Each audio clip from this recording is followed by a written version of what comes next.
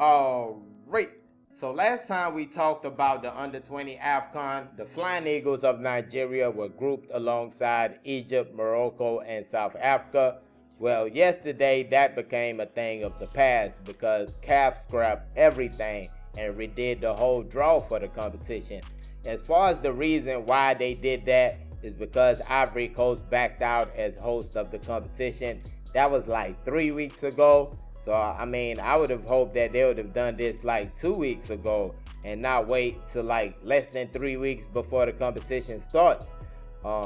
But this is the way we see it. And the Flying Eagles are now grouped alongside Morocco, Tunisia, and Kenya.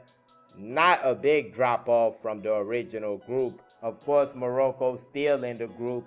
Then you got Tunisia, another country with a strong league system. So you would expect that they have young players coming through the ranks. Then Kenya might be the one that people look down upon. I would advise not to.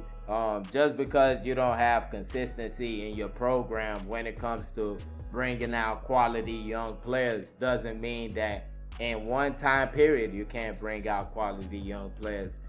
You look at Zambia. Zambia is not winning every under-20 AFCON, but 2015 they had a team for the ages.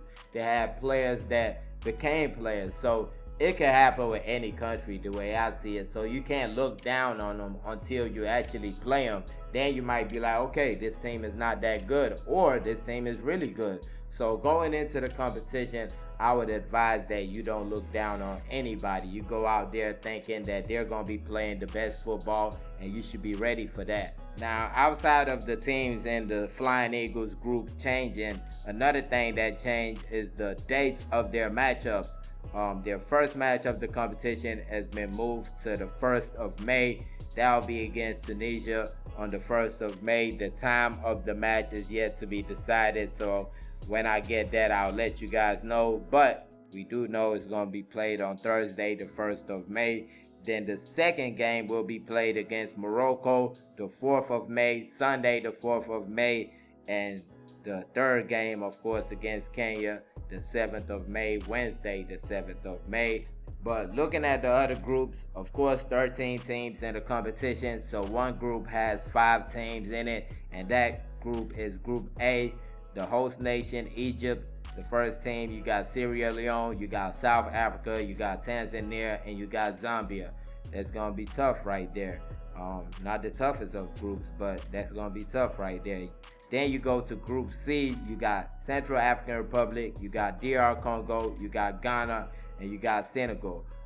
This is another tough group. I believe Ghana, Senegal, DR Congo, that's going to be a real tough scrap. Like I said with Kenya, you can't underrate Central African Republic just because they've not been a program that is winning tournaments and going far in tournaments consistently doesn't mean they can't have that one team that will go far in this tournament. So unless you've watched them all through qualification and all that kind of stuff, I would advise that you don't just look down on them until you actually play them.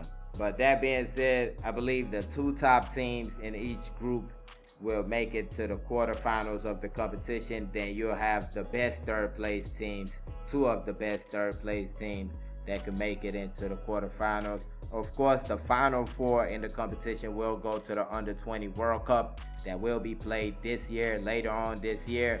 The Flying Eagles should be leaving the country this week.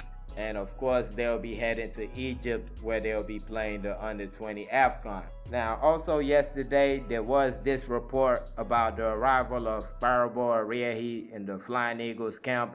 Of course, he was the striker for the team at the WAFU competition. Now, this is yet to be announced by the NFF. Of course, last time we talked about the 35 players already in camp, the players currently in Abuja right now. Kparobo Arierhi was not on that list. But now the report is saying that he has made his way into camp. So that is something that could happen. But like I said, the NFF have not announced that. So we'll just wait and see. But let me know your thoughts on this one. Flying Eagles get a new group for the Under-20 AFCON. Let me know how you see these groups. Put it in the comment section. And please don't forget to like this video. Subscribe to the channel. Thank y'all for watching. Peace.